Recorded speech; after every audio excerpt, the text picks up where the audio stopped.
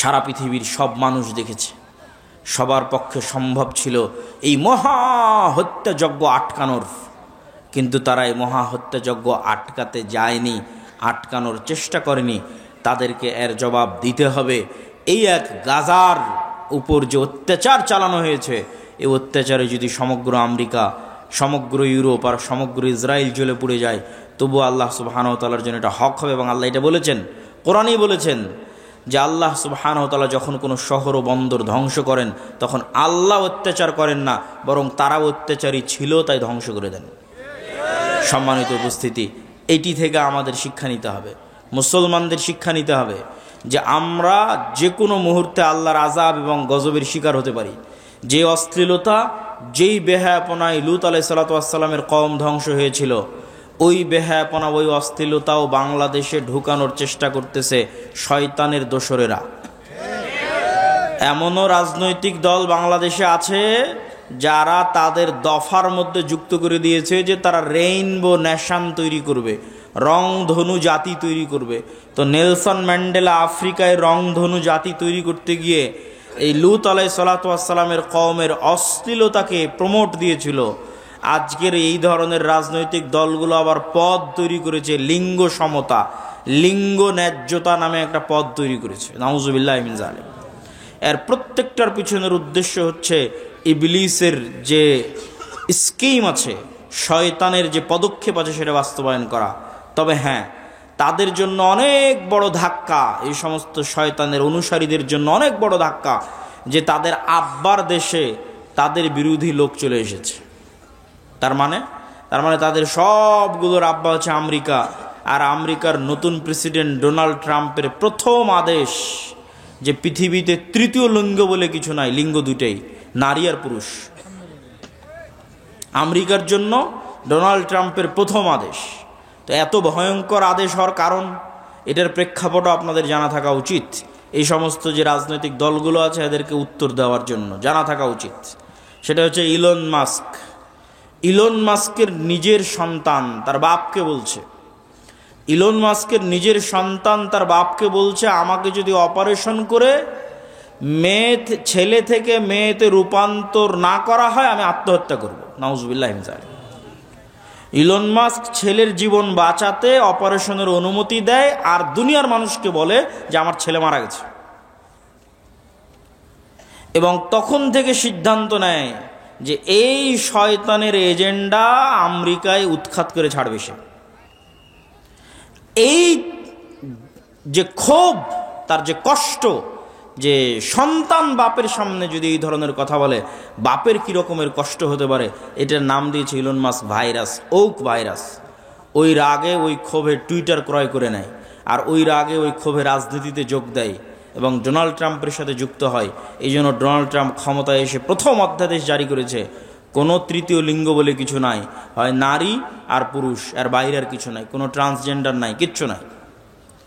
এখান থেকে আমাদের শিক্ষা নেওয়ার আছে যে আমাদের দেশে যারা অতি সেকুলার হয়ে, অতি উদার হয়ে মুসলিম দেশে রাজনীতি করবে, অথচ রেইনবো নেশনের নামে রাজনীতি করবে, লিঙ্গ সমতার নামে পদ তৈরি করে রাজনীতি করবে, এদের রাজনীতি করার অধিকার বাংলাদেশে নাই। আমি ওই দলকে নাম না নিয়ে উদাত্ত আহ্বান জানাবো যে বাংলাদেশের মানুষের মনোভাব, বাংলাদেশের মানুষের সামাজিক মূল্যবোধ বোঝার চেষ্টা করতে হবে। আল্লাহর চেয়ে শক্তিশালী কেউ নয়। আদ সামুদ জাতি ধ্বংস হয়ে গেছে, নূহ আলাইহিস সালাতু ওয়াস সালামের কওম, লূত আলাইহিস সালাতু ওয়াস সালামের কওম ধ্বংস হয়ে গেছে। অশ্লীলতা ছড়াতে চাইলে ধ্বংস হয়ে যেতে হবে। বক্তব্যের দ্বিতীয় অংশ, বক্তব্যের প্রথম অংশ শেষ, বক্তব্যের দ্বিতীয় অংশ, ইসলামী রাষ্ট্র। ইসলামী রাষ্ট্র প্রতিষ্ঠা করার বিষয়টা এখন বাংলাদেশে অন্যতম একটি আলোচিত ইস্যু। কেউ কেউ মনে করতেছে তারা ভোটের মাধ্যমে, রাজনীতি করে, গণতন্ত্রের মাধ্যমে ইসলামী রাষ্ট্র প্রতিষ্ঠা করবে। অথচ আমরা কোরআন এবং হাদিস পড়ে বুঝতেছি যে আপনি ততক্ষণ পর্যন্ত মুমিন হতে পারবেন না যতক্ষণ না আপনি তাগুতের কাফের না হবেন। আপনি ততক্ষণ মুমিন হতে পারবেন না যতক্ষণ না আপনি নিজেকে কাফের বলে ঘোষণা করবেন যে আমি তাগুতের কাফের। কে ঘোষণা করেছিল? ইব্রাহিম আলাইহিস সালাম ঘোষণা করেছিল, কাফারনা বিকুম, তোমাদের কাফের, তোমাদের মূর্তির কাফের। ইব্রাহিম আলাইহিসসালাতু ওয়াসসালাম ঘোষণা করেছিলেন তোমাদের কাফের, তোমাদের মূর্তির কাফের, এবং তিনি তার জাতির শিরক থেকে নিজেকে মুক্ত ঘোষণা করেছিলেন। এই জন্য আল্লাহ কোরআনে বলেছেন অমাই ইয়াকফুর বিত্তাগুত, আগে তাগুতকে অস্বীকার করতে হবে, কাফের হতে হবে। ওয়ুমিন বিল্লাহ, তারপরে আল্লাহর উপর ঈমান আনেন। আপনি যদি বলেন যে আমি রাষ্ট্রে ইসলাম প্রতিষ্ঠা করতে চাই, তো রাষ্ট্রে ইসলাম প্রতিষ্ঠার সবচেয়ে বড় শত্রু যেগুলো, এগুলোর কাফের হতে হবে। তো রাষ্ট্রে ইসলাম প্রতিষ্ঠার সবচেয়ে বড় শত্রু হচ্ছে গণতন্ত্র, রাষ্ট্রে ইসলাম প্রতিষ্ঠার সবচেয়ে বড় শত্রু হচ্ছে সমাজতন্ত্র, রাষ্ট্রে ইসলাম প্রতিষ্ঠার সবচেয়ে বড় শত্রু হচ্ছে সেকুলারিজম, ধর্মনিরপেক্ষ মতবাদ। মানুষ বলে গত 16 বছর অমুক এটা করেছে, গত 16 বছর অমুক এটা করেছে। এইটা কেন কেউ বলে না গত 16 বছর কি দেশ ইসলামী আইন অনুযায়ী চলতো? কথা বলেন, ইসলামী আইন অনুযায়ী চলতো? গত 16 বছর দেশ চলতো গণতান্ত্রিক নিয়ম অনুযায়ী, তাই নয় কি? গত 16 বছর দেশ চলতো ধর্মনিরপেক্ষ মতবাদ অনুযায়ী। তাহলে গত 16 বছরে আয়নাঘর কোনো ব্যক্তি তৈরি করেনি, গণতন্ত্র নিজে তৈরি করেছে। গত 16 বছর হাজারো লক্ষ মানুষকে গুম কোনো ব্যক্তি করেনি, ধর্মনিরপেক্ষ মতবাদ নিজে খুন এবং গুম করেছে। কিন্তু এইটা মুসলমানদের বুঝতে দেওয়া হয় না। মুসলমানদের সামনে একটা মূলা ঝুলিয়ে দেওয়া হয়, যখনই সিস্টেম কাজ করে না তখন ওই সিস্টেমের যে প্রধান থাকে ওর উপর রাগ উঠিয়ে দেওয়া হয়। তারপরে প্রধান যখন সরে যায় রাগ শেষ, সিস্টেম তো ওইটাই আছে। আপনাকে বুঝতে হবে যে গুণ খুম আয়নাঘর সিস্টেম তৈরি করেছে, গণতান্ত্রিক সিস্টেম তৈরি করেছে, সেকুলার সিস্টেম তৈরি করেছে। এই সিস্টেম যদি থাকে জুলুম থাকবে, এই সিস্টেম যদি থাকে অন্যায় অবিচার থাকবেই থাকবে। ব্যক্তির সাথে অন্যায় অবিচার সম্পৃক্ত নয়, সিস্টেমের সাথে অন্যায় অবিচার সম্পৃক্ত। আমরা শুধু নামে স্বাধীন হয়েছি, কিন্তু নিয়ম কানুন শিক্ষা ব্যবস্থা আইন আদালত সবকিছু ব্রিটিশদের রেখে যাওয়া, ওই সিস্টেমেই চলতেছে। ব্রিটিশ আর্মিতে যে আইন ছিল ওই আইন পাকিস্তান আর্মিতে, পাকিস্তান আর্মিতে ওই আইন ইন্ডিয়ান আর্মিতে, ইন্ডিয়ান আর্মির আইন পাকিস্তান আর্মিতে, পাকিস্তান আর্মির আইন বাংলাদেশ আর্মিতে, সব জায়গায় ব্রিটিশ আইন চলতেছে। সম্মানিত উপস্থিতি, তাহলে আপনি যতক্ষণ ওই সিস্টেমের কাফের না হবেন ততক্ষণ আপনি ইসলামকে রাষ্ট্র ক্ষমতায় প্রতিষ্ঠা করবেন। এটা অলীক স্বপ্ন, এটা অলীক কল্পনা যে সেকুলারিজমের মধ্যে দিয়ে ইসলাম রাষ্ট্র ক্ষমতায় প্রতিষ্ঠিত হবে। বিকৃত ইসলাম প্রতিষ্ঠিত হতে পারে, কম্প্রোমাইজড ইসলাম প্রতিষ্ঠিত হতে পারে, অবিকৃত শক্তিশালী ইসলাম কখনো এই সমস্ত তন্ত্রমন্ত্র দিয়ে প্রতিষ্ঠিত হবে না, যে তন্ত্রমন্ত্রকে তৈরি করা হয়েছে ইসলাম যেন রাষ্ট্র ক্ষমতায় যেতে না পারে তার জন্য। 2 নাম্বার, রাষ্ট্র ক্ষমতায় ইসলাম প্রতিষ্ঠা করার কি আমরা মুসলমানেরা যোগ্য? এইটার উত্তর আপনাকে দিতে হবে। ইসলামের রাষ্ট্র ক্ষমতার ব্র্যান্ডিং হচ্ছে ন্যায় বিচার এবং সত্যবাদিতা। এটা হচ্ছে রাষ্ট্র ক্ষমতায় ইসলামের ব্র্যান্ডিং। মোহাম্মদ বিন কাসেম যখন সিন্ধুতে অভিযান করে, তারেক বিন জিয়াদ যখন স্পেনে অভিযান করে, ইতিহাস ঘেটে দেখেন যে সিন্ধুতে অভিযান করেছে ইসলাম প্রচারের জন্য না অন্যায় দূর করার জন্য? স্পেনে অভিযান করেছে, সিন্ধুতে অভিযান করেছে ইসলাম প্রচারের জন্য না অন্যায় দূর করার জন্য? ইতিহাস ঘেটে দেখবেন যে প্রত্যেকটা আক্রমণাত্মক যুদ্ধ হয়েছে ওই অঞ্চলের অত্যাচারিত মাজলুম মানুষকে মুক্তি দিয়ে তাদের মধ্যে ন্যায় প্রতিষ্ঠা করার জন্য। এমনকি বাংলাদেশে ইখতিয়ার উদ্দিন মোহাম্মদ বিন বখতিয়ার খিলজি থেকে শুরু করে শাহজালাল থেকে শুরু করে যারাই বাংলাদেশে অভিযান পরিচালনা করেছে তাদের প্রত্যেকের উদ্দেশ্য ছিল বাংলাদেশের মানুষকে জুলম থেকে মুক্তি দেওয়া। এই একই কথা রাসূলুল্লাহ সাল্লাল্লাহু আলাইহি ওয়াসাল্লাম ঈসা আলাইহিসসালাতু ওয়াসসালামের ক্ষেত্রে বলে গেছেন যে ঈসা আলাইহিস সালাম যখন রাষ্ট্রনেতা হবেন তখন হাকামান মুকসিতা, সারা পৃথিবীতে ন্যায় বিচার প্রতিষ্ঠা করবেন। এটা হচ্ছে ইসলামের ব্র্যান্ডিং, যে ইসলাম রাষ্ট্র ক্ষমতায় গেলে ন্যায় বিচার প্রতিষ্ঠা হবে। তাহলে প্রশ্ন হচ্ছে, মুসলমান যদি নিজে ন্যায়পরায়ণ না হয় কিভাবে সে রাষ্ট্র ক্ষমতায় ন্যায় বিচার প্রতিষ্ঠা করবে? আপনাকে আমি আরও উদাহরণ দিয়ে বুঝাই, এখানে আপনারা উপস্থিত আছেন, উদাহরণগুলো বুঝবেন। বাবা মারা গেছে, বোন বাবার সম্পত্তিতে যা সম্পদ পাবে আপনি ন্যায়ের সাথে সেটি বুঝিয়ে দিয়েছেন কিনা? প্রশ্ন। আপনি আপনার আশেপাশের পাড়া প্রতিবেশী সবার দিকে তাকিয়ে দেখেন যে সে ন্যায়ের সাথে বুঝিয়ে দিয়েছে কিনা। একদল পাবেন দেয়নি, একদল পাবেন যদি দিয়ে থাকে তো দামি জমিটা নিজের কাছে রেখেছে, বিলের জমিটা বোনকে দিয়েছে। তাহলে এই যে ব্যক্তি যে সামান্য তার পরিবারে তার বোনের উপর ন্যায় প্রতিষ্ঠা করতে পারলো না, ওই ব্যক্তিকে যদি রাষ্ট্র ক্ষমতা দেওয়া হয় তাহলে গত 16 বছর যা দুর্নীতি হয়েছে ও তার চেয়ে বেশি দুর্নীতি করবে। গত 16 বছর যা জুলম হয়েছে ও তার চেয়ে বেশি জুলম করবে। ওকে হবে না, কেননা রাষ্ট্র ক্ষমতা ইসলাম মানে ন্যায় বিচার প্রতিষ্ঠা হওয়া। তো সে তো দুর্নীতিগ্রস্ত, সে কিভাবে ন্যায় বিচার প্রতিষ্ঠা করবে? আপনি সমাজে তাকিয়ে দেখেন যে প্রত্যেকটা সেক্টরে সেক্টরে, এলাকায় এলাকায়, সমাজে সমাজে যৌতুকের ভিত্তিতে বিবাহ হচ্ছে। যৌতুকের ভিত্তিতে বিবাহ অন্যায়, মানুষের প্রতি অন্যায়। আমি এখন ন্যায় এবং অন্যায় বলতে সালাত সিয়ামের অন্যায় বুঝাচ্ছি না, এক মানুষের সাথে আর এক মানুষের প্রতি অন্যায়। তো যে যৌতুকের ভিত্তিতে যেই পরিবার বিবাহ করছে, যৌতুকের ভিত্তিতে যেই বিবাহে পুরো এলাকা, পুরো গ্রাম, কাজী, আলেম, হুজুর, হাজি সব অংশগ্রহণ করতেছে, এই আলেম, এই কাজী, এই হুজুর আর এই বিবাহকারী পাত্র আর এই বিবাহকারী ছেলেপক্ষ, এদেরকে রাষ্ট্র ক্ষমতায় দেওয়া হলে এরা গত 16 বছরের চেয়ে বড় দুর্নীতিবাজ হবে। কেন? ও সামান্য একটা মেয়ের প্রতি ন্যায় করতে পারছে না, সামান্য তার স্ত্রীর প্রতি ন্যায় করতে পারছে না। তাহলে এটা কেমনে সম্ভব যে সে রাষ্ট্র ক্ষমতায় বসে 16 কোটি 18 কোটি মানুষের প্রতি ন্যায় করবে? অসম্ভব।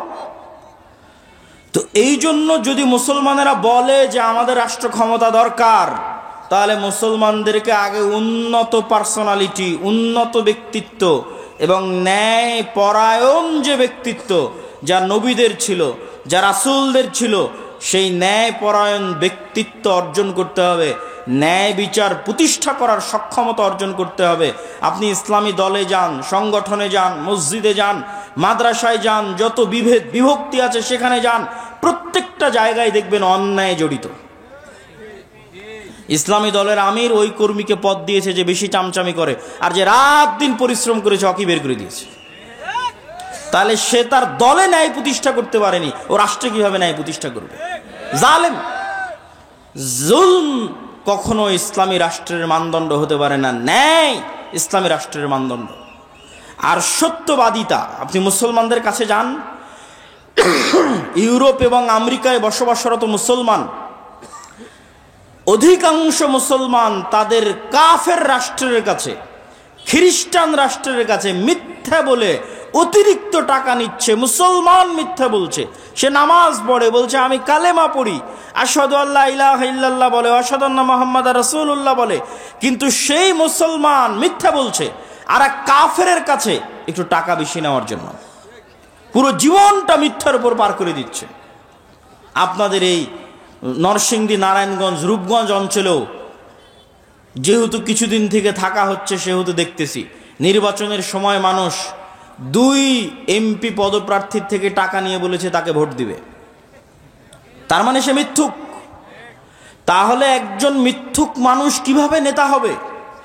একজন মিথ্যুক মানুষ কিভাবে দেশ ও জাতির দায়িত্ব নিবে? এটা অসম্ভব। আজকের যুগের মুসলমানদের ব্যক্তিত্ব মক্কার কাফের মুশরিকদের ব্যক্তিত্বের চাইতে নিম্নমানের। কিভাবে? এখনই আলোচনা শুনলেন আবু তালেব কাফের, আবু তালেব মুশরিক, কিন্তু একটা প্রমাণ দেখান দেখি যে আবু তালেব কোনোদিন মিথ্যা বলেছে?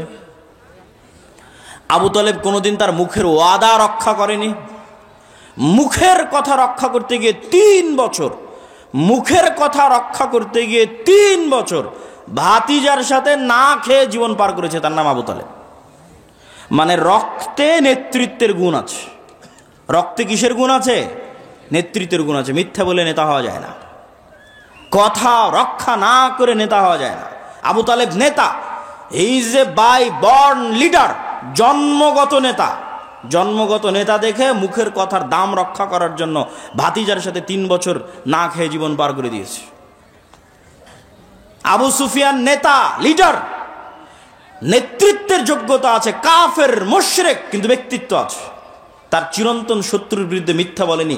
হিরাক্লিয়াসের দরবারে দাঁড়িয়ে আপনার একটা রাজনৈতিক দলের নেতাকে জিজ্ঞেস করেন, তার বিপরীত রাজনৈতিক দল সম্পর্কে যা বলবে 16 আনাই মিথ্যা। এই পুরো গণতান্ত্রিক রাজনীতি দাঁড়িয়ে আছে মিথ্যার উপর। পুরো গণতান্ত্রিক সিস্টেম দাঁড়িয়ে আছে মিথ্যার উপর। মিথ্যা না বললে গণতন্ত্র চলে না, মিথ্যা না বললে গণতন্ত্রে নেতা হওয়া যায় না, মিথ্যা এবং দুর্নীতি না করলে গণতন্ত্রে নিজের গদি টিকিয়ে রাখা যায় না। গণতন্ত্র সিস্টেমটাই এমন যে সিস্টেম আপনাকে মিথ্যা বলতে বাধ্য করবে। তো মিথ্যা বলে আপনি কিসের নেতা হবেন, কিসের রাষ্ট্রে ইসলাম প্রতিষ্ঠা করবেন? অন্যায় করে মিথ্যা বলে রাষ্ট্রে ইসলাম প্রতিষ্ঠা করা সম্ভব নয়। মুসলমানরা যদি বলে যে আমরা রাষ্ট্রে ইসলাম প্রতিষ্ঠা করতে চাই, তাহলে আগে মুসলমানদেরকে দায়িত্ব নিতে হবে যে তারা ইনজাস্টিস, অন্যায়ের বিরুদ্ধে শক্ত থাকবে। যেমন আজকে নরসিংদীর যুবকেরা যদি বলে যে হ্যাঁ তারা রাষ্ট্রে ইসলাম প্রতিষ্ঠা করতে চায়, তাহলে তুমি আগে নিশ্চিত করো যে তোমার নরসিংদীর নোয়াগাঁওয়ে কোথাও যেন একটা মেয়েরও যৌতুকের ভিত্তিতে বিবাহ না হয়। জুলম হবে আর মুসলমান চাই দেখবে ওই মুসলমানকে আল্লাহ নেতা বানাবে, নাউজুবিল্লাহ মিন যালিক। জুলম হবে, মুসলমান চাই দেখবে আর সেই মুসলমানকে আল্লাহ নেতা বানাবে ইসলামের নামে। আস্তাগফিরুল্লাহ আল আযীম। তুমি যদি বলো রাষ্ট্রে ইসলাম প্রতিষ্ঠা করতে চাই, তো ওখানে মৃত্যুবরণ করেছে, ওই মৃত্যুর জানাজায় উপস্থিত হয়ে ওর মেয়েকে তার সম্পত্তি বুঝিয়ে দিতে বাধ্য করে তারপর উঠে আসো। ডিসেন্ট্রালাইজেশন, কেন্দ্রীয় রাষ্ট্র ক্ষমতাকে ডিসেন্ট্রালাইজেশন করো, বিকেন্দ্রীকরণ করো, নিজের পরিবার নিজের সমাজে ন্যায় প্রতিষ্ঠা করো। একবার ন্যায় প্রতিষ্ঠা করার সংগ্রামে নেমে গেলে আল্লাহ তোমাকে রাষ্ট্র ক্ষমতা এমনি দিয়ে দিবে ইনশাআল্লাহ। কেননা তখন তুমি যোগ্য বিবেচিত হয়ে যাবা। সত্যবাদী ব্যক্তি, ন্যায় প্রতিষ্ঠাকারী ব্যক্তি আল্লাহর দরবারে যোগ্য বলে বিবেচিত হবে নেতা হওয়ার।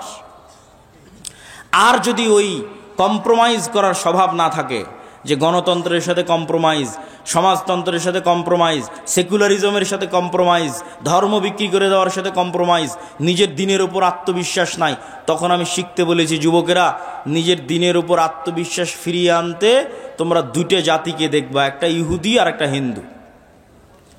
দূরের কথা বাদ দিলাম, আজকে পার্শ্ববর্তী দেশ ভারতের কথাও যদি ধরি, যে বিজিবি এবং বিএসএফ এর সীমান্তে যে গন্ডগোল, এই গন্ডগোল নিয়ে ফেসবুকে যুবকেরা লেখালেখি করছে, হাসি ঠাট্টা ট্রল করছে যে ভারতের হিন্দুরা গরুর মূত্র পান করে, এটা নিয়ে হাসি ঠাট্টা এবং ট্রল। তো আমার কথা হচ্ছে, ভারতের ওই হিন্দু যে গরুর মূত্র পান করে, আর গরুর মূত্র পান করা একটা ভ্রান্ত কাজ হলেও এই ভ্রান্ত কাজের উপর ওর বিশ্বাস কত অটল, ওর বিশ্বাস কত অবিচল, যে একটা ভ্রান্ত কাজকে রাষ্ট্রে পর্যন্ত প্রতিষ্ঠিত করেছে। আর তুমি কত বড় মরদ, কত বড় সাহসী যে তোমার নবীর সুন্নাত না তোমার জীবনে, না তোমার বাড়িতে, না তোমার পরিবারে, না তোমার রাষ্ট্রে। তো তুমি কিসের সাহসী, কিসের বীর পুরুষ? বীর পুরুষ সেই যে তার নিজের দিনের উপর অটল। ইহুদিদেরকে দেখে আসো যে তার দিনের কোনো একটা বিষয়ে ছাড় দেয় কিনা। সারা পৃথিবীতে সুদী অর্থনীতির গুরু তারা, অথচ নিজেরা কোনোদিন সুদ নেয় না, নিজেরা কোনোদিন সুদী লেনদেন করে না। কেন? তারা জানে সুদ মানুষকে গোলাম বানায়, সুদ মানুষকে কৃতদাস বানায়। আল্লাহর নবী নিজে সুদ মানুষকে যে গোলাম বানায়, কৃতদাস বানায়, তার দলিল দিয়ে গেছে। আপনি বলবেন কিভাবে, কোথায় দলিল? জি আমি দলিল দেখাচ্ছি। তার আগে বলে নেই, বাংলাদেশের মুসলমানদের সমাজগুলোতে যদি যাবেন, তাহলে এনজিও আর ক্ষুদ্র ঋণে পরিপূর্ণ। তাহলে এই যে এনজিওর মাধ্যমে কিস্তির ভিত্তিতে ক্ষুদ্র ঋণে যুক্ত হয়ে গেছে, ও গোলাম হয়ে গেছে। ও জীবনে কোনো দিন আর নেতা হতে পারবে না, কোনো দিন না। কিভাবে গোলাম হয়ে গেছে? রাসূলুল্লাহ সাল্লাল্লাহু আলাইহি ওয়াসাল্লাম যখনই দোয়া করতেন, আল্লাহর কাছে পরিত্রাণ চাইতেন কর্জ থেকে, আল্লাহুম্মা ইন্নী আউযু বিকা মিনাল মা'সামি ওয়াল মাগরাম, আল্লাহ কর্জ থেকে পরিত্রাণ চাই। আল্লাহর নবীকে জিজ্ঞেস করা হলো, কেন কর্জ থেকে পরিত্রাণ চান এত? আল্লাহর নবী বললেন, ইজাস্তাদানা রাজুল, মানুষ যখন কর্জ নেওয়া শুরু করে, বাদা ইউকাযযিব, মিথ্যা বলা শুরু করে। আল্লাহর নবী বললেন, যখনই কর্জ নেওয়া শুরু করে, মিথ্যা বলা শুরু করে, 1 টাকা 10 টাকা 15 টাকা 20 টাকা কর্জ নিয়েছে, পরের দিন টাকা চাইতে যাবে, মিথ্যা বলবে। মিথ্যা বলবে না? মিথ্যা বলবে। নিজে মিথ্যা বলবে, তার পরিবারকে মিথ্যা বলাবে, তার ছেলে মেয়েকে মিথ্যা বলাবে, তার স্ত্রীকে মিথ্যা বলাবে। পুরো একটা পরিবার মিথ্যার উপর গড়ে উঠতেছে। আর শুরুতেই প্রমাণ করে দিয়েছি যে মিথ্যা বলেও নেতা হয়। আবু তালেব মিথ্যা বলতো, আবু সুফিয়ান মিথ্যা বলতো, কাফের মুশরিক অবস্থায় মিথ্যা বলেনি। নেতা, তার নাম নেতা। যে মিথ্যা বলে সে কোশ্চিন কালো নেতা হতে পারে না, আল্লাহ কখনো তাকে নেতা বানাবে না। তাহলে কর্জন নেওয়া মানে মিথ্যা বলা শুরু।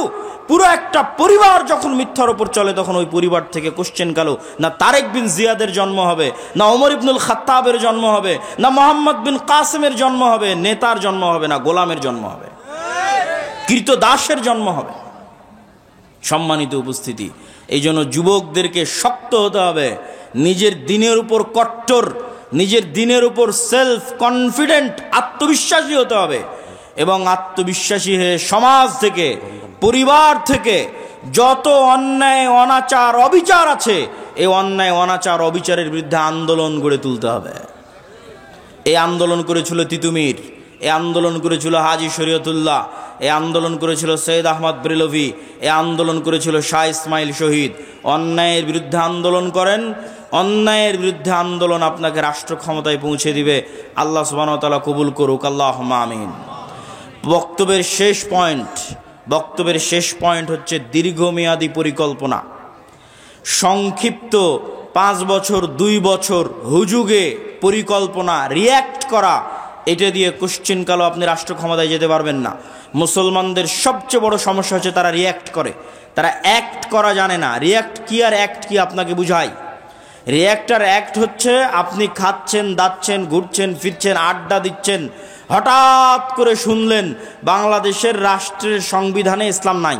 হঠাৎ করে একদিন শুনলেন, শোনা মাত্র রাস্তায় ঝাঁপিয়ে পড়ে বললেন লিল্লাহে তাকবীর, আল্লাহু আকবার। এটার নাম রিয়্যাক্ট। আর অ্যাক্ট কি? যে ওই রাষ্ট্র থেকে ইসলাম সরিয়েছে, ও 50 বছর থেকে প্ল্যান করছে কবে সরাবে। 50 বছর থেকে প্ল্যান করছে। আপনার প্ল্যান কয়দিনের?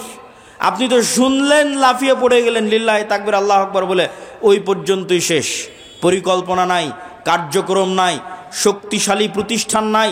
5ই আগস্টে তো লক্ষ লক্ষ কোটি কোটি জনগণ ছিল, তো কোটি কোটি জনগণের সরকার তৈরি হয়নি কেন? এনজিওর সরকার কেন তৈরি হয়েছে? এনজিওদের শক্তিশালী প্রতিষ্ঠান আছে, এই জন্য তৈরি হয়েছে। আর এই কোটি কোটি পঙ্গপালের মতো জনগণের না একটা শক্তিশালী মিডিয়া আছে, না একটা শক্তিশালী অর্থনৈতিক প্রতিষ্ঠান আছে, তো কিসের রাজনীতি করবেন আপনি? আমেরিকায় গিয়ে দেখেন ইহুদিরা সংখ্যায় কত, 2%ও না, 1%ও না। অথচ শক্তিশালী প্রতিষ্ঠান থাকার কারণে বাইডেন ক্ষমতায় আসুক আর ট্রাম্প ক্ষমতায় আসুক, রাষ্ট্রের ক্ষমতা তাদের থাকে। আর মুসলমানেরা দীর্ঘমেয়াদী পরিকল্পনা নাই। ইসলামী দলগুলো বলছে এখনই ভোট করে এখনই ক্ষমতায় চলে যাব। এখনই ভোট করে যদি এখনই ক্ষমতায় চলে যায়, তাহলে এখনই আর একজন বের হবে যে তাকে ক্ষমতা থেকে নামিয়ে দিবে। এই জন্য আপনাকে 50 বছর 100 বছরের পরিকল্পনা করতে হবে। যেই পরিকল্পনা করে সামনে আগাতে হবে। আপনি বলবেন ভাই পরিকল্পনার আশা কি? এই পরিকল্পনার আশা হচ্ছে আপনি শতভাগ নিশ্চিত থাকেন গণতন্ত্র কোনোদিন গণতন্ত্র দিয়ে ন্যায় বিচার প্রতিষ্ঠা হতে পারে না। কোনোদিন ধর্মনিরপেক্ষ মতবাদ দিয়ে ন্যায় বিচার প্রতিষ্ঠা হতে পারে না। নতুন আর যত তন্ত্রমন্ত্র সংবিধানে ঢুকানো হচ্ছে, এগুলো দিয়ে ন্যায় বিচার প্রতিষ্ঠা হবে না। ন্যায় বিচার একমাত্র শতভাগ প্রতিষ্ঠা হবে ইসলাম দিয়ে। তাহলে যতদিন গণতন্ত্র আছে ততদিন অবিচার অন্যায় থাকবে, যতদিন ধর্মনিরপেক্ষ মতবাদ আছে ততদিন অন্যায় অবিচার থাকবে। আর যতদিন অন্যায় অবিচার থাকবে ততদিন এরকম 5ই আগস্ট বারবার আসবে। 15 বছর পর আসবে, 20 বছর পর আসবে, 30 বছর পর আসবে। ওই 30 বছর পর যখন আসবে তখন যেন আপনার জন্য সুযোগ থাকে। এই জন্য এখন থেকে দীর্ঘমেয়াদী পরিকল্পনা করতে হবে। এই দীর্ঘমেয়াদী পরিকল্পনাই হবে মুসলিম উম্মার নাজাতের মাধ্যম, বাংলাদেশের মুসলমানদের নাজাতের মাধ্যম। আল্লাহ সুবহানাহু ওয়া তাআলা কবুল করুক, আল্লাহুম্মা আমিন। 2 মিনিট থেকে 5 মিনিটের মধ্যে জরুরি কয়েকটি কথা বলে বক্তব্যের শেষের দিকে চলে যাব। মাসিক আল ইতিসামের নিয়মিত লেখালেখি আমি করি, আপনাদের শ্রদ্ধেয় উস্তাদজি করে। মাসিক আল ইতিসামের ফতোয়া দেশ বিদেশের বড় বড় আলেমদের মাধ্যমে সম্পাদিত হয়। মাসিক আল ইতিসামের সম্পাদকীয় আমি নিজে লিখি। এই মাসের সম্পাদকীয় আছে সিরিয়ার উপরে, দামেস্ক বিজয়ের উপরে। মাসিক আল ইতিসাম পড়ার চেষ্টা করবেন। আমাদের আর যে সমস্ত বই পুস্তক আছে, ফিলিস্তিনের উপর আমার লেখা বই, মিন্নাতুল বারি আপনাদের শ্রদ্ধেয় উস্তাদজির বই, এবং আমাদের আর যত আর দাওয়া ইলাল্লাহর মক্তবের যে সিলেবাস আছে, উসমানী কায়দা আছে, আদর্শ শিক্ষা আছে, এগুলোকে গুরুত্ব দেওয়ার চেষ্টা করবেন। আগামী 13 ও 14 ফেব্রুয়ারিতে আল্লামা ইহসান ইলাহি জহির, যিনি পাকিস্তানের আহলে হাদিসদের সিংহ পুরুষ, সে আল্লামা ইহসান ইলাহি জহিরের সন্তান আল্লামা ইবতেসাম ইলাহি জহির আগামী 13-14 ফেব্রুয়ারি আপনাদের আল জামিয়া সালাফিয়াতে আসতেছে। আহলে হাদিসদের গর্ব, আহলে হাদিসদের অহংকার, এই সিংহ পুরুষকে জামিয়া সালাফিয়ার সালাফি কনফারেন্সে আপনাদের ব্যাপক উপস্থিতির মাধ্যমে বরণ করতে হবে। আমি আশা করব নরসিংদী নারায়ণগঞ্জের মানুষ সেই ব্যাপক উপস্থিতির মাধ্যমে তাকে সসম্মানে বরণ করে নেবে। আল্লাহ সুবহানাহু ওয়া তাআলা কবুল করুক। আল্লাহুম্মা আমিন। ওয়া আখিরু দাওয়ানা আনিল হামদুলিল্লাহি রাব্বিল আলামিন। আসসালামু আলাইকুম ওয়া রাহমাতুল্লাহি ওয়া বারাকাতুহু। আল্লাহর আযাব এবং গজবের কথা কেন বলছি? আমরা আমাদের চোখের সামনে দেখতে পাচ্ছি যে বর্তমান পৃথিবীর সবচেয়ে শক্তিশালী রাষ্ট্র আমেরিকা,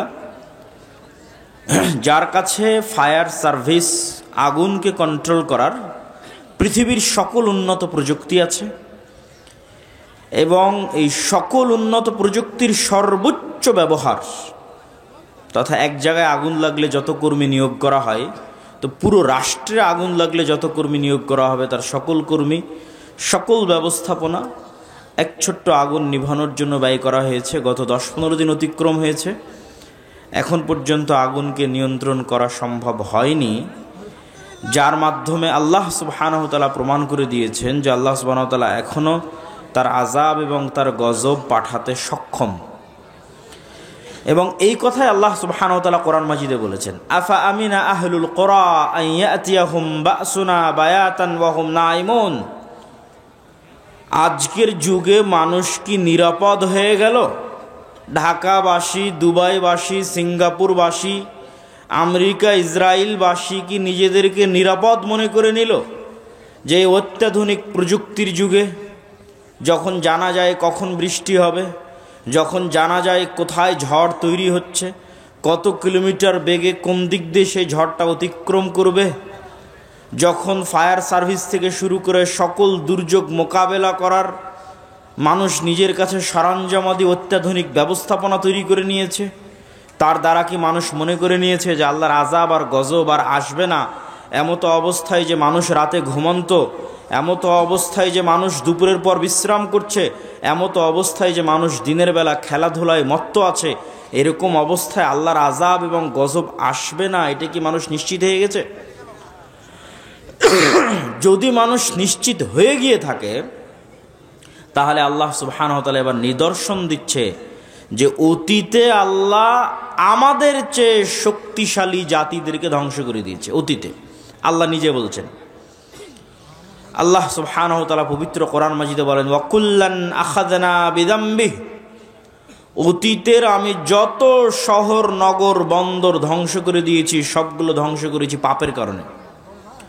ফামিনহুম মান আখাযাতহুমুস সাইহা। কাউকে ধ্বংস করেছি বিকট আওয়াজে, কাউকে ধ্বংস করেছি প্রচণ্ড ঝড় বাতাসে, কাউকে ধ্বংস করেছি ফাখাসাফনা বিহিল আরজ, কাউকে ধ্বংস করেছি মাটিতে ধসিয়ে, কাউকে ধ্বংস করেছি পানিতে ডুবিয়ে। আল্লাহ সুবহানাহু ওয়া তাআলা আরো বলেন যে আমি অতীতে কত শত শহর ও বন্দর ধ্বংস করেছি,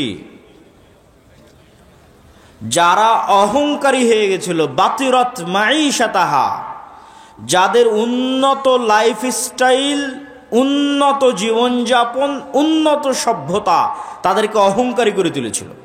তো তাদের ওই উন্নত শহর, উন্নত প্রযুক্তি, উন্নত সভ্যতাকে এমনভাবে ধ্বংস করে দিয়েছি যে তাদের ওই বসবাস করার জায়গা আর পরবর্তীতে বসবাসের যোগ্যই থাকেনি। আজকের যদি দুবাইয়ের উদাহরণ নেন, তো আল্লাহ অতীতের এরকম বহু দুবাই ধ্বংস করে দিয়েছে। আজকের যদি লস অ্যাঞ্জেলসের উদাহরণ নেন, তো এরকম বহু লস অ্যাঞ্জেলস আল্লাহ অতীতে ধ্বংস করে দিয়েছে, যেখানে উন্নত লাইফস্টাইল ছিল, যেখানেও একটা ফ্ল্যাট এবং একটা প্লট ক্রয় করার জন্য মানুষ কোটি কোটি টাকা ব্যয় করত। কিন্তু আল্লাহ বলছে আমি কেমনভাবে ধ্বংস করেছি যে আর পরবর্তীতে বসবাসেরই যোগ্য থাকেনি, এইভাবে ধ্বংস করে দিয়েছে। সম্মানিত উপস্থিতি, আল্লাহ সুবহানাহু ওয়া তাআলা কোরআন মাজিদে অতীতে কয়েকটা কওমের ধ্বংসের বিবরণ দিয়েছেন। আমি সংক্ষিপ্তভাবে আপনাদের সামনে তুলে ধরব। নূহ আলাইহিসসালাতু ওয়াসসালামের কওমের ধ্বংসের বিবরণ দিয়েছেন, লূত আলাইহিসসালাতু ওয়াসসালামের কওমের ধ্বংসের বিবরণ দিয়েছেন, আদ জাতির ধ্বংসের বিবরণ দিয়েছেন, সামুদ জাতির ধ্বংসের বিবরণ দিয়েছেন, ফেরাউনের ধ্বংসের বিবরণ দিয়েছেন, কারুনের ধ্বংসের বিবরণ দিয়েছেন।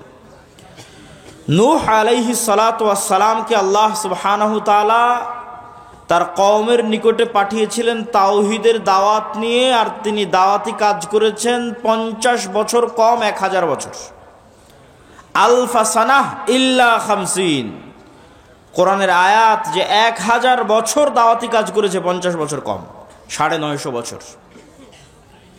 তো যখন এই দাওয়াতি কাজে তার কওম বিরক্ত হয়ে গেছে, তখন তার কওম বলতেছে, ইয়া নূহ, হে নূহ, তুমি অনেক আমাদেরকে ডিস্টার্ব দিয়েছো, ফাতিনা বিমা তাইদুনা।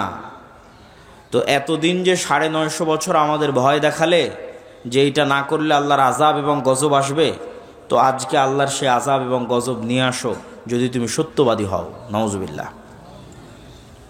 তারপরে যখন আল্লাহ সুবহানাহু ওয়া তাআলার আদেশ চলে আসলো, আফারাত্তান নূর, এবং নূহ আলাইহিসসালাতু ওয়াসসালামের বাড়ির চুলা থেকে পানি বের হওয়া শুরু হলো, তখন আল্লাহ নূহ আলাইহিসসালাতু ওয়াসসালামকে বললেন যে প্রত্যেক জাতি প্রজাতি থেকে এক জোড়া করে উঠিয়ে নিতে তার নৌকাতে।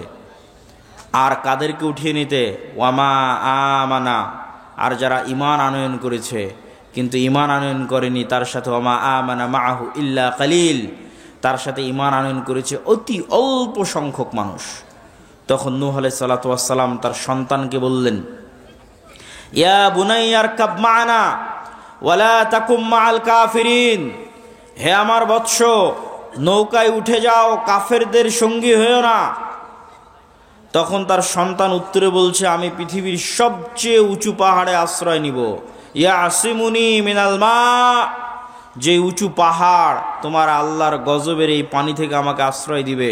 নূহ আলাইহিস সালাম বলছেন, লা আসিমাল ইয়াউম, আজকে আল্লাহর আযাব ও গজবের পানি থেকে কেউ আশ্রয় নিতে পারবে না।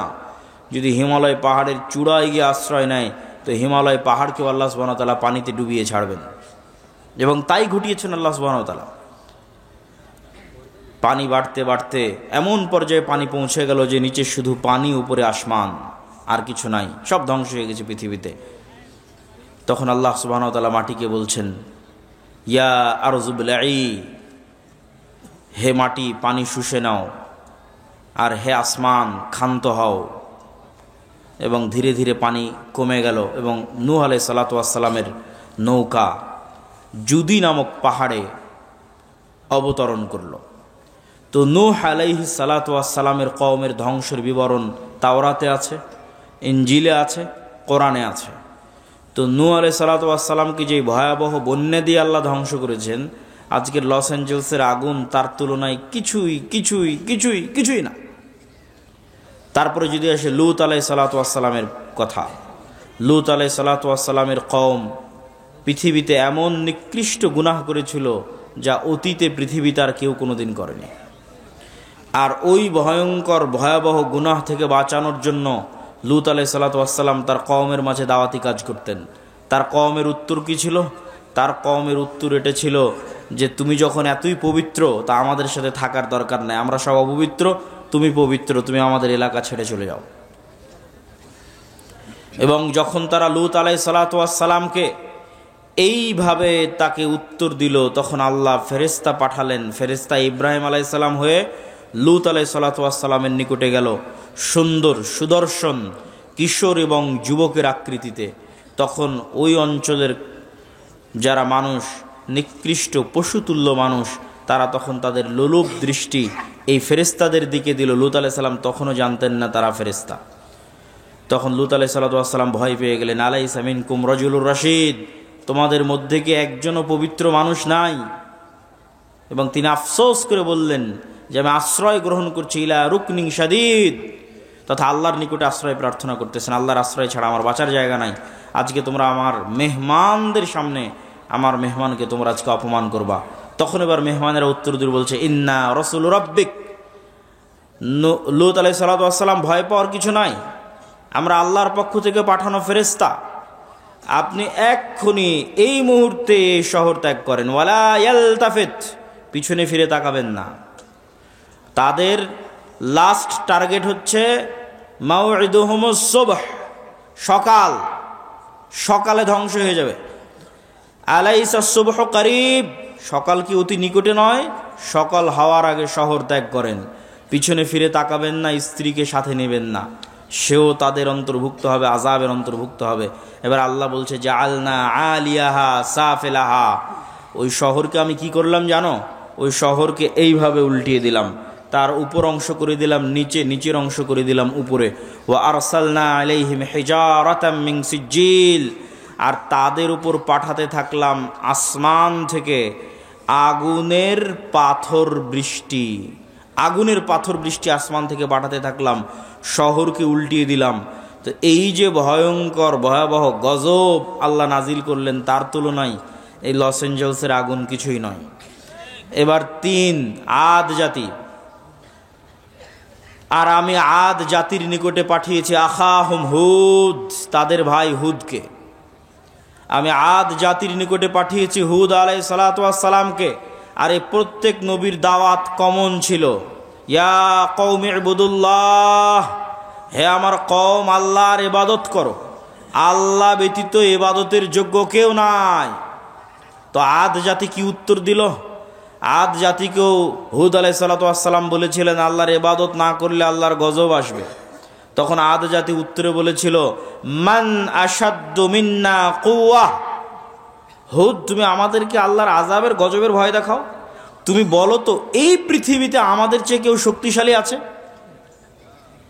আমাদের চাইতে এই পৃথিবীতে কেউ কি শক্তিশালী আছে যে তুমি আমাদেরকে গজবের ভয় দেখাও, আযাবের ভয় দেখাও? তো মজাকের কথা যে আদ জাতির উপর গজব আসবে।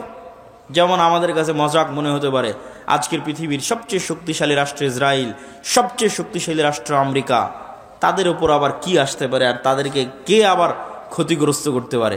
ঠিক যেভাবে আদ জাতি বলেছিল মান আশাদ্দু মিন্না কুওয়া, তখন আল্লাহ বলেছিলেন আওয়ালাম ইয়ারাও, তারা কি জানে না আন্নাল্লাহাল্লাযী খালাকাহুম, যে তারা যতই শক্তিশালী হোক, যতই উন্নত সভ্যতার হোক, তার শক্তি বাড়তে বাড়তে বাড়তে বাড়তে পৃথিবীর মানুষের শক্তি সভ্যতার যদি শেষ সীমায় পৌঁছে যায়, তবুও লাস্ট রেজাল্ট হচ্ছে আল্লাহ তাদের সৃষ্টিকর্তা আর ওরা সৃষ্টিজীব। তো শক্তি কার বেশি হবে? সৃষ্টিকর্তার বেশি হবে। এটাই যুক্তির কথা, এটাই লজিকের কথা। তো আমেরিকা ইসরায়েলের শক্তি যতই বেশি হোক, আল্লাহ সুবহানাহু ওয়া তাআলা আমেরিকা এবং ইসরায়েলের যদি সৃষ্টিকর্তা হন, তাহলে দিন শেষে শক্তি কার বেশি? আল্লাহর বেশি। তখন আদ জাতিকে আল্লাহ সুবহানাহু ওয়া তাআলা ধ্বংস করলেন বিরিহিন সরসরিন আতিয়াহ, প্রচণ্ড ঝড়ো বাতাস এবং প্রচণ্ড ঠান্ডা, প্রচণ্ড ঝড়ো বাতাস এবং প্রচণ্ড ঠান্ডা। আর এই প্রচণ্ড ঝড়ো বাতাস আর প্রচণ্ড ঠান্ডা বাতাস চলল 1 সপ্তাহ ব্যাপী, এবং এই 1 সপ্তাহ ব্যাপী প্রচণ্ড ঝড়ো বাতাসে তারা হয়ে গেল গোড়া কাটা খেজুর গাছের ন্যায়।